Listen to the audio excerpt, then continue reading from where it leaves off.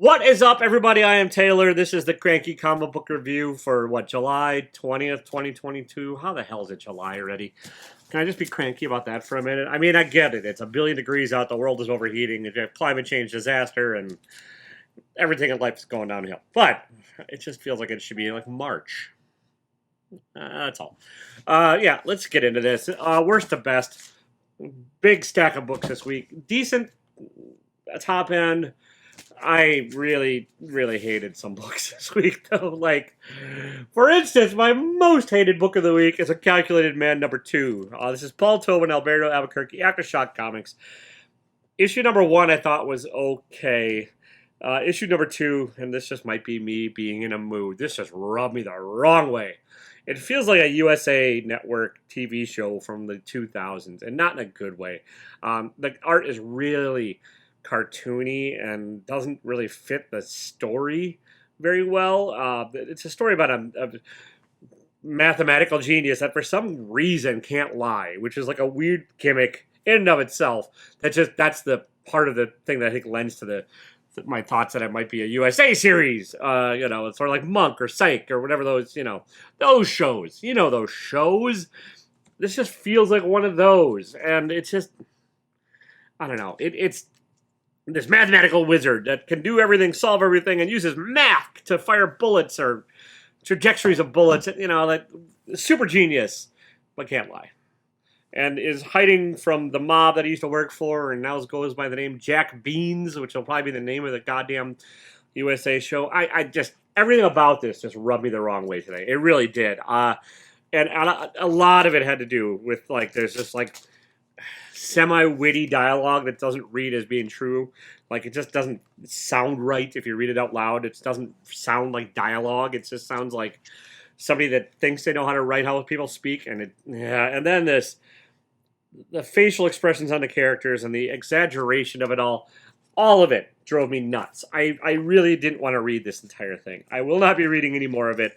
I am done. I know it's option. I know it's going to be a great big TV series worth $1 billion or some shit.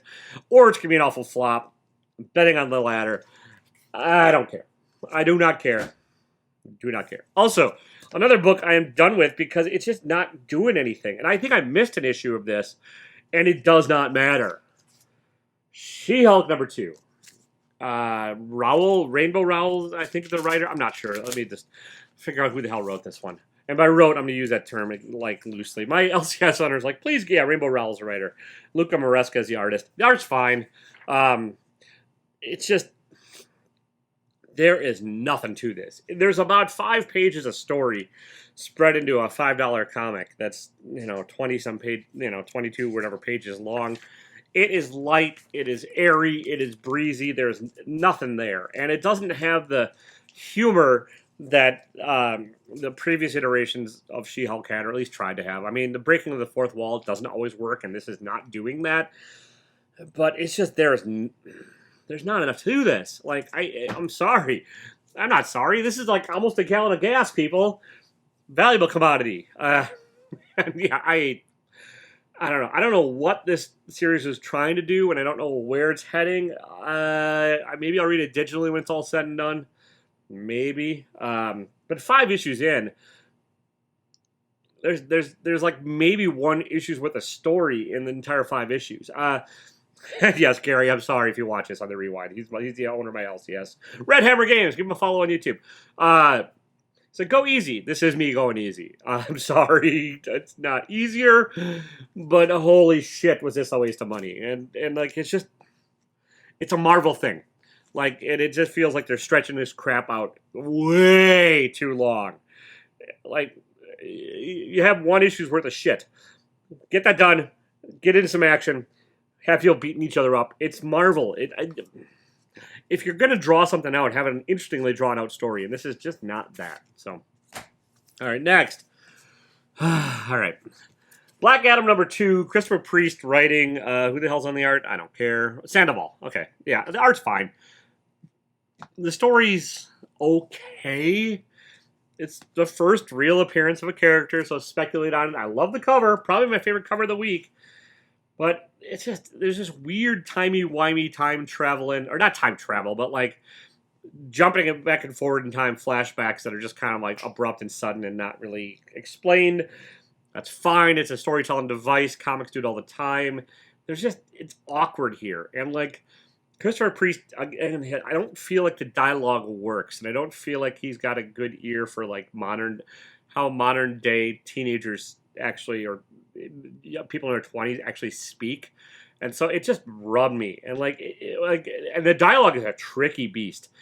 And I get that. And I get, especially when you're trying to like do a comic book, you have to come up with it monthly, and you're trying to like come up with your archetypical characters, your character is, and they're like figure out how they work, and then you plop them into a story. I'm not trying to be hypercritical, but like the thing is, when it's not done well or when it's not quite right, it really jarringly sticks out, and that's the case in this one. The plot, yeah, whatever. Like, there's really also not much plot here. There is one semi-badass moment in this, but it is paced poorly. It should have been a page-turn reveal. It should have been a full-page splash. It should have been some kind of drama, but the drama just doesn't happen in the right place. And so I don't know if that's on the artist or the writer, but like, if you read this and you know what I'm talking about, it's like there's something like, oh yeah, that could have been kind of badass, but it's just weak the way they did it. So it's all right. I'm not going to keep reading. I don't care. I'm sorry. Again, another one, like, it's 2 of 12. Whatever. I've got the speculation. It's a little bit dinged up, because I think every book is a little dinged up. I think, or I don't know. It's got some smearing on it. I don't know if that's the art or if it's just the fact that books are getting crappily delivered everywhere because nobody gives a shit anymore. Whatever. It's fine. It's all right. Next, we have Axe Body Spray, Judgment Day. Okay, Avengers, X-Men, Eternals, Marvel. This is a $6 nonsense, too. God damn it, stop raising your fucking prices, Marvel. Seriously. What the hell? Kieran Gillen writing. Valeria Sheedy on the art. It's all right. It's the official start of the big Marvel summer event thing. Marvel doesn't do events well. They haven't in a while. Empire last year or whatever, 2 years ago, maybe, whatever. The Plants vs. Zombies, whatever the hell that was. It was awful. This has a more promising idea to it, and not spoiling a whole lot. If you read any of the promos, Eternals are wanting to wipe out the X-Men because they're mutants, and mutants are a deviation. That's it. And then the Avengers are getting thrown in because they're Avengers and they can't keep their nose out of shit. So, fine. And there's stuff that happens in here that, again, should be badass. I go saying again. It should be badass. But all the badassery happens off panel. 100% off panel in this. Like, there's a running dialogue tree with, like, the evil villain explains their evil machinations and their reasoning behind it all and tries to justify why they're not evil.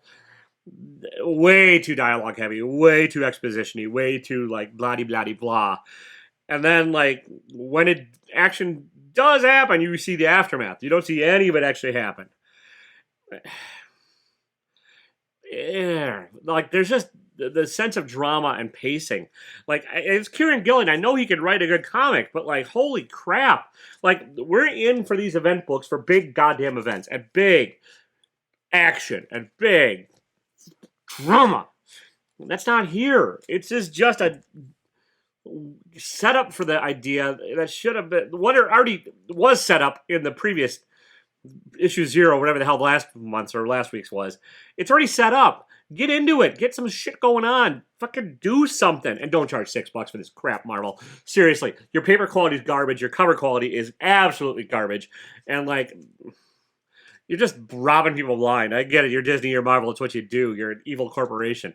You can buy villain t-shirts at TaylorWinter.com. So I can afford this $6 bullshit. So I can, have positive reviews like this. All right, next. Am I going to do this in this order? No, you know what? I'm going to switch these around.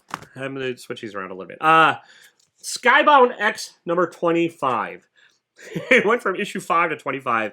And this is only $5, Marvel. It's square bound. It has a nice thick cover. Great paper quality. It's Image. Not bitching about that. Not even really bitching about the price. It's an anthology series put out by Image and Skybound. And it's it's Robert Kirkman's baby. where he gets a chance to introduce new characters and new projects that are supposed to be coming down the pipeline. I don't think any of them have actually come down the pipeline yet from any of the previous issues. But the thing is like every issue is supposed to introduce new ideas, new properties, new stuff. And in here, the main thing is Battle Beast, who is, from my understanding, an invincible villain that I don't think was a major one. Maybe it was. I've not read all of Invincible. If you've read the entire series, you can let me know down below. And that's Kirkman and Otley on the setup. And it's an interesting enough setup as far as what's going to happen with Battle Beast. It's just kind of a dump of info dump. And like there's a storytelling device where like the Battle Beast is talking to like explaining himself. And, you know, I think it'll be a fun series when it gets ramped up. It's just his intro is not very fun or exciting. Visually not bad. Otley's a solid artist and like does what he can. It's just there's not a whole lot there. Then there's the story Krona. I can't remember who it's written by, illustrated by. Hang on, I'll do my diligence and I'll look. Krona is Krona is Josh. Oh yeah. Oh no, there's Dark Ride. I forgot about Dark Ride. Holy crap, I forgot about Dark Ride. That's Josh Williamson and Andre Bresson. That's a weird little story. Honestly. I forgot about it because it's pretty forgettable. I mean, it's a story about waiting in line to get into like a hell version of Disney. It might go somewhere. I think it's like a one and done thing. But if it is a series setup, it's a very odd series setup. And Williamson is hit or miss for me on a lot of the time. Last week I loved Rogues and I hated all his Dark Crisis stuff. This falls in the I don't care camp. It's like nothing about what he wrote here made me empathize with any of the characters involved. And then I get it's a short story, so there's very little room to work. And so you have to like really kind of like try and figure that out quickly. It just didn't work for me. And yeah, I'm sorry, I'll stop saying that. Working on it. There's nothing there grabbed me. I mean, I really forgot it was in this issue. I write notes right after I read the issue to try and like talk about things when I write the reviews. You think I'm trying out. I didn't even used to do that, but I wrote the notes and I forgot that the Williamson thing was in here. Then there's Krona. That's the one I was going to talk about because I remember that at least. And that was Lorenzo Di Felici on the creator, writer, artist, color. So doing a lot of heavy lifting with Russ Wooten on the letters. And it's an interesting setup for an idea. It's black and white versus color. That's not really spoiling things. I mean, it really happens. Like you get that in the first page in the setup. It's visually pretty interesting. It's like got some fun, gross moments. It's a short space to work with. There's not any character development really. It's just setup of the world development. It's not a very believable premise, even by comic book standards. We'll see. I mean, if issue number 1 comes out, I might pick it up just to see where it goes. And the last book story in here is Scurry by Max Smith, who does all the heavy lifting on it. It's the story of two mice that break into a house, and that's giant lettering. And the artist is doing the writer-artist doing all the heavy lifting on it. The lettering and the dialogue is just too big. It feels like this is like written for a smaller format, and then it would make sense. But I mean, it is thankfully. I mean, I sometimes I have trouble reading some of the small lettering because I'm an old and blind bastard. But yeah, it's not a horrible setup. It's anthropomorphic talking animals, that kind of stuff. It's just there, even in these short story issue, like there's like the setup for drama, then no drama. Set up for like this ominous thing, and then no ominous thing, and then it just weirdly gets resolved at the end. And if it's a one and done story, it's a very strange one as far as that goes. It's just missing some of the elements you need to make a good story. If it's a setup for an ongoing series, I don't know if I care either. It's been done before. But there's Redwall. There's a lot of anthropomorphic mice out there taking on the world, in a lot of other. There's Mouse Guard. There's like a lot of other stuff out there. Visually, awesome. I want to give that credit where credit's due. I think it's gorgeous. I think the writer, artist, everything else did a great job illustrating it. It's just the story's not there for me. So, all right, next we have Rogues Gallery number 1. This I think I dropped in the store and damaged it myself. So yeah, this is a sort of essay for the most part about toxic fandom, and it hit a little close to home. It's people overanalyzing the hell out of comic books and TV shows, and bemoaning the fact that the show differs from the comics and the source material, and really feeling like they own the character or like they have ownership of the creation. They had nothing to do with creating, and that's an interesting idea, and it's not horribly presented. It is very, very dialogue heavy. You can kind of tell it's the writer's first foray into comics, I believe. I mean, if I'm wrong on that, it just feels like it is. I mean, it is mostly just talking heads in here, and you could have cut down on about a third to a quarter, like half of the dialogue, and still gotten the idea across. The characterization is also a little strange in here. That just doesn't ring 100% true to me, but it does hit a little close to home because as a content creator and critiquer on YouTube, and somebody that shows up on weekend like shows and where we just bitch about how the movies and the TV shows don't line up and everything else. Yeah, it strikes home. It strikes home on that. The ending on this is very abrupt, and I get what they were going for as far as that, but I just think it needed a page or two more of setup for like something to it, because it's like, what the hell happened? And some of that's on the artist. I think there's some of that is not clear. So what the hell happened on the last page? I get that that's probably trying to build up to the next issue, but there needed to be a little bit more clarity to a cliffhanger kind of ending that happened in here. Not awful by any means. It is, the idea itself is interesting enough. I might read this in trade later. I'm not going to read it ongoing, I don't think. I don't know, let me know. If you read this one, I don't think a lot of people might pick this up, but if you did, let me know what you thought about it, because I'm very curious to see. All right, next. Grimm number 3. Stephanie Phillips writing, Flaviano, who's a great name for the artist, and Renzi, whatever. I bought this variant because it reminded me of The Labyrinth. You get it? You know, yeah, David Bowie, kind of. And I think that's what they're trying to go for in here, too. I think this is the strongest issue of Grimm thus far, but that's not saying a ton. I don't think it's Stephanie Phillips' best work. I don't think the idea is fantastic. I know a lot of other people love it.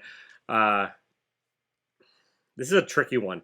It seems like it's borrowing a whole lot from other mythologies set up in comics, especially Sandman.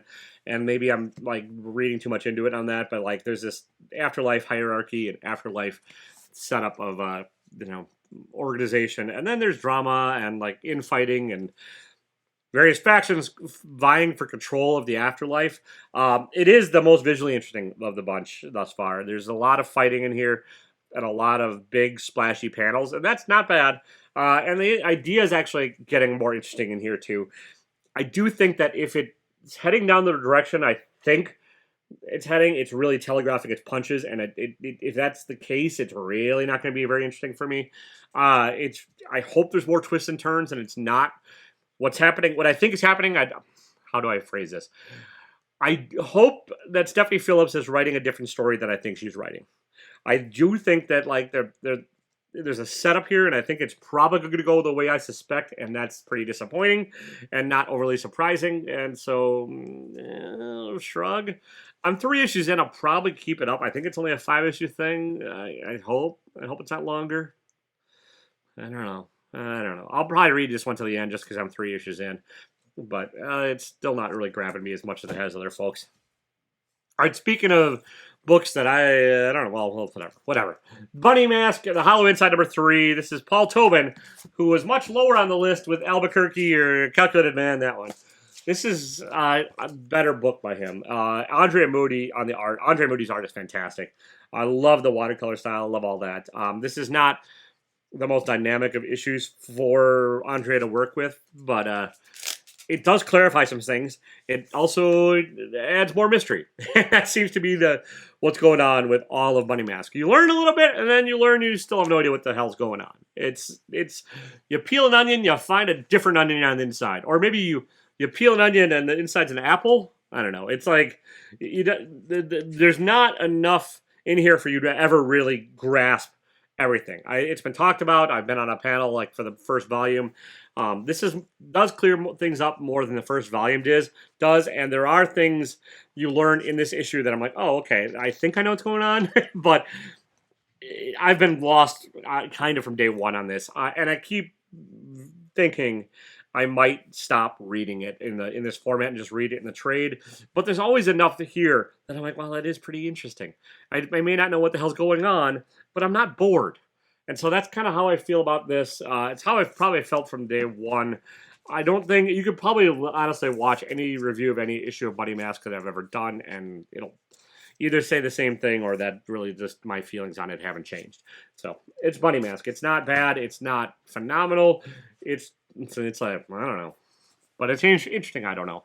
All right, next we have Blink #1. This is from Sabela and Hayden Sherman on the art. Hayden Sherman drew what 2 different issues this month and did the art for Above Snakes last month. So I don't know if these were all illustrated at the same time. If so, holy shit, that's a lot of art to make at once, and that's impressive. The art is also not bad in this. It's a fluid, still kind of reminds me of Paul Pope, but it's different than it wasn't Above Snakes. I feel like this, and then especially in the one I'll talk about last today, I think the art has like gotten progressively better with each series. I don't think this is the best art that they've done this month, but it's not bad at all. This is from Oni Press, which is worrying because I think that they're kind of up in the air as far as what the hell books are doing and have fired almost everybody at the company. So who knows if this will ever get finished or we'll learn more about this. But Blink issue #1 is about dealing with this past trauma for the main character and how it's affected their entire life.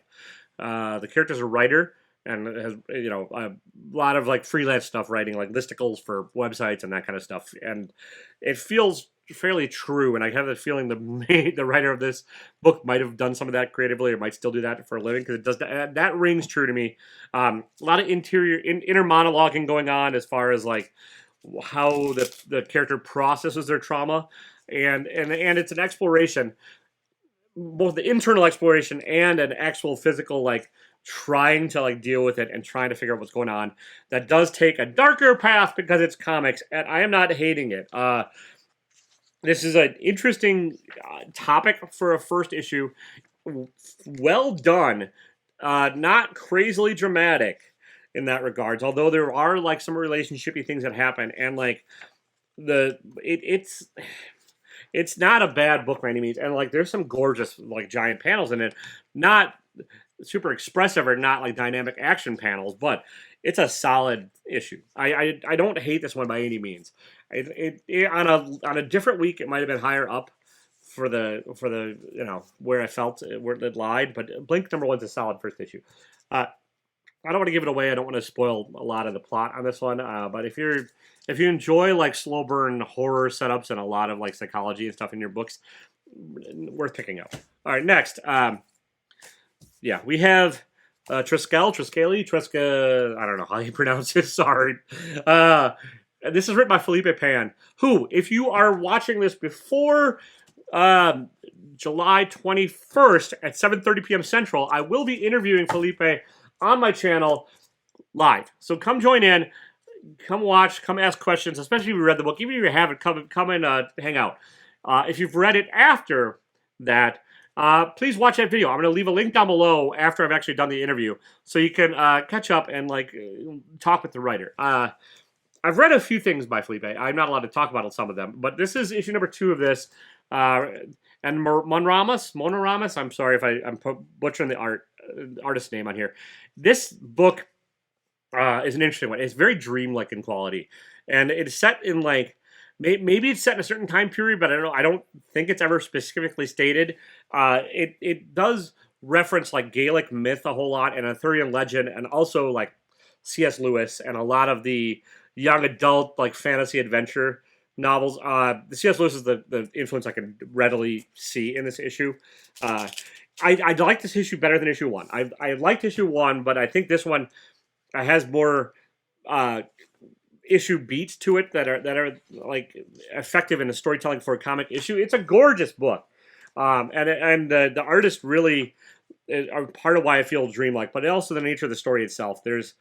It's the hero's journey, the Joseph Conrad, the hero starts off on an epic quest kind of part, and this is still like the beginning of the epic quest, I believe. I don't think that quest itself has really started. I do think that maybe issues 1 and 2 could have been combined into a bigger issue to like make for a more magnificent starting point, but I see why they split it up. The art does have room to breathe in here. The dialogue it works pretty well. Felipe does a good job of explaining unknown terminology and stuff, and there's some of that in here because it's all dealing with like older tongues and language and a lot of stuff that doesn't really exist anymore. I like this book. I'm looking forward to asking questions of the author because I kind of want to pick their brain and see if I'm right with some of the influences or where, what where they drew their inspiration from. Felipe is Brazilian, and I'm not sure if he wrote this in Portuguese and then translated it or wrote it in English. If I do have any nitpicks, and I kind of do have one, it's that I don't love the lettering in certain cases. And I know that Felipe and Monoramas did the joint lettering in here. I think Monoramas probably, I'm guessing, did the illustrated lettering, and Felipe did the dialogue lettering. Mostly it's not bad. This is a nitpick. But the letter D and the letter O are very similar in the font that they chose. And I had a couple of things, especially the words where I'm like, that are not standard English or are names, where like I confused the two letters. That's a nitpick. It's a great issue. I do think it might read better as a trade paperback or a collected thing when it's all said and done, when you have the entire volume in front of you. But I think I'm also a sucker for these fantastic, the kids go on a quest books, like the Chronicles of Narnia were some of my favorite books growing up, and then Lord of the Rings and all that, The Hobbit. I'm a Wizard of Earthsea, Ursula K. Le Guin. I'm a sucker for that kind of adventure, like where the young hero goes to like foreign land and almost falls into a deadly trap right off the bat and then has to recover and all that. Not saying that happens here, I don't want to spoil it, but yeah, please do jump in and watch the interview if you get a chance, or ask questions. And if you like that kind of fantasy epic story, give Triskele or Triskale. How do I pronounce this, Felipe? Let me know. Give Triskele a try. All right, next we got 3 books left. Do a Power Bomb #2 by Daniel Warren Johnson with coloring by Mike Spicer. This is a love letter to pro wrestling in all kinds of ways. Like it's an over the top, weird ass fantasy story with a necromancer who bored and sets up a pro wrestling tournament. Who also doesn't really understand pro wrestling in certain ways, which you'll find out. It's a parent love letter to the parental unit and that kind of thing. It's still like the first issue is really surprisingly poignant, and this does retain some of that, although it does lean more heavily into the fantasy realm this issue and the over the top kind of thing that Daniel Moore Johnson likes to do. I know why, and it makes sense for the story. I'm really looking forward to seeing where this one goes. Like, I just love the way Johnson does action scenes and art and like choreographs these fights. If you have a chance, he does like breakdowns on his YouTube channel. They're worth like jumping in and like listening to him talk about how he created this stuff.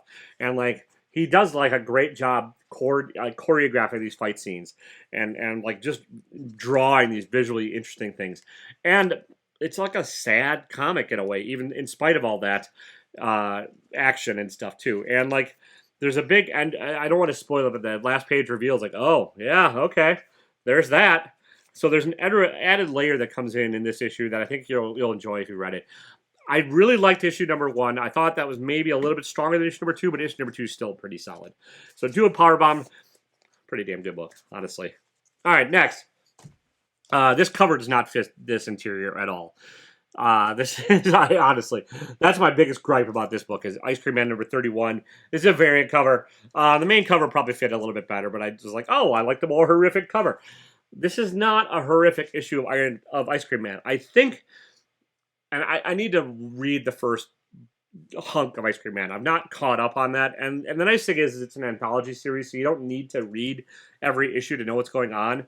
And some of these issues, especially lately, have felt that they're just more of like an essay on life and the nature of time and progress and not dealing so much with the horror. I think that W. Maxwell Prince's interest has shifted as this series goes along. And so we're 31 issues into this, and it stopped being like a horror book for a lot of the time. So that's why this cover doesn't really fit. But this is just kind of a study on aging from 2 different perspectives in a family unit. There's the father who's viewing his daughter growing up, and then there's the daughter watching her dad grow old. And it's kind of a beautiful book. And it's not necessarily sad. It's just kind of not necessarily happy. Like there is a sense of melancholy that kind of pervades everything in Ice Cream Man, and that's present in this issue. Some of that is also on Morazzo's art. Like the art is always sparse and like really kind of muted facial expressions, and like they in a good way, where they like this the character's never overly happy in any of these stories, and it fits, especially with what's going on in here. I loved this issue. It's a great issue. Could be contender for issue of the week, but I do think that like the next book, the last book I'm going to talk about, it just had a little bit more interesting first issue concept to me, and it was what I was looking for a little bit more this week, and I kind of just needed it mentally. So my reviews are not necessarily always objective. I don't think any reviewers are objective. Reviewers always have opinions on shit. That's why people review things. You're never going to get an objective review because opinions are like assholes, and we're all assholes. But yeah, I like this one. But my favorite book this week, and I wasn't expecting this to be the case. I actually didn't pick this one up. My Gary, who runs Dread Hammer Games, said, "Hey, I'm going to throw this in for you." I'm like, okay, I'll read it if I get around to it, and I'll review it if I have time. And I had time, and thankfully, because, yeah, this is Dark Space's Wildfire. Scott Snyder and Hayden on the writing. Hayden Sherman on the art again. That's the same artist that did Blink and Above Snakes last week. This is a gorgeous book. Honestly, it's just, and it's a very interesting idea, I think, and for a crime heist setup. And that's what this is. It's about these firefighters who are also prisoners and fight all these wildfires in California, or maybe not California. I don't think they state what city it's in, but it's like they're the nature of what they do, and it's also like told mostly from the point of view of like the leader of the firefighting squad and stuff. And it's just I don't want to spoil it all because I think it's an interesting idea, and that's a lot of comics, like you just want an interesting setup and then you want the execution to follow. That's interesting, and that's what you have here with Scott. Like Scott Snyder knows how to write an interesting comic. He doesn't always write that interesting comic, but I do think that this issue from IDW, which is also weird because they don't do a lot of creator-owned stuff, but I think they're getting back into it because they're losing all their licensing. This issue, like, it's a good book. It's gorgeous. Like I said, the coloring is also really helps. Who's the? I think it's Rhonda Patterson on the coloring. No, Rhonda Patterson on lettering. Oh, Hayden Sherman. Oh, yeah, Hayden Sherman. Oh, Rhonda Patterson on. Sorry, Rhonda Patterson is the colorist. Yes, and that really helps. And it does. I've said this before. I think that Hayden Sherman's artwork does remind me of some of Paul Pope's kind of stuff with the liquidy inking style, and it's really present in here. Pretty effective storytelling. Not overly plot heavy in this issue. It is a lot of setup, and you learn about the character motivations for the main character, for a lot of the characters, and you learn why sort of they're in their position and what's going to go forward coming up. I'm looking forward to seeing where this goes. It's going to need to keep being clever in order to keep my interest, but it's everything I wanted in a first issue of a comic. So, without spoiling it, that was my favorite book this week. Although I could probably interchange. These three all probably could be interchanged. This one was a very close second. I think if the story keeps progressing well, this could be something special. Did you say that again? No, Siri, Sorry. stop it. Stop it. I almost made it through the video without triggering my watch. I'm not sure how. Whatever. Yeah, it was a good. These books are all pretty decent this week. But the bottom books were kind of hot garbage, so it is what it is. That's what I thought. That's what I've got. Yeah, please. I know I've repeated it before, but please watch my interview with Felipe Panda. I think it'll be very interesting. My first time interviewing a comic author, so I'm excited, and I'm thrilled to have the chance, and looking forward to it. So if you get a chance to watch it on the Rewind, watch it on the Rewind. If you get a chance to join in live, please do join in live. A giant stack of books. Not giant. I think it was 14 or 15. It's a big stack, even for me. I'm trying to cut back. You know, it's like trying to wean yourself off of caffeine. It's not easy. I'm not trying to get rid of the habit. It's just my wallet doesn't always love me.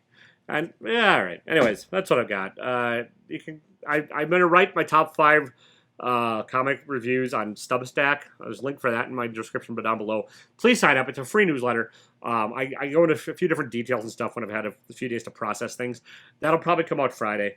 So I'll talk about why I like the top 5 books a little bit more. And I don't know. That's what I got. Don't be a dick. I wish I had a cleverer way to say don't be a dick, but just don't be a dick, even if it's hot out. Yeah, that's not very clever, but we're going with it. We're going with it. I'll see ya.